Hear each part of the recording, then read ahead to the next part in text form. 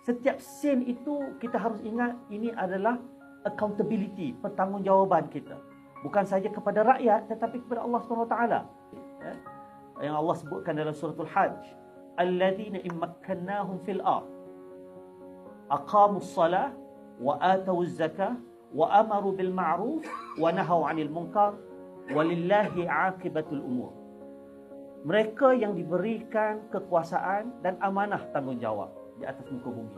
Seperti mana kita semualah, daripada saya sehinggalah kepada tuan-tuan semua. Dia mendirikan solat, dia membayar zakat.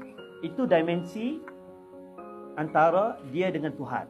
Hak dia kepada Allah Subhanahu Wa Taala, hukukullah. Satu lagi dimensi yang disebutkan dalam doa ini adalah hukukul ibad ataupun hak dia sesama manusia, iaitu wa amaru bil ma'ruf wa nahaw 'anil munkar.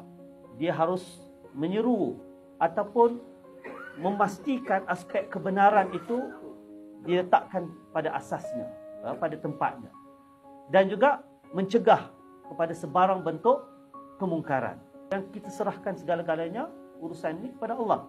Maknanya semua perkara ini akan dipertanggungjawabkan oleh Allah Subhanahu Wa Taala.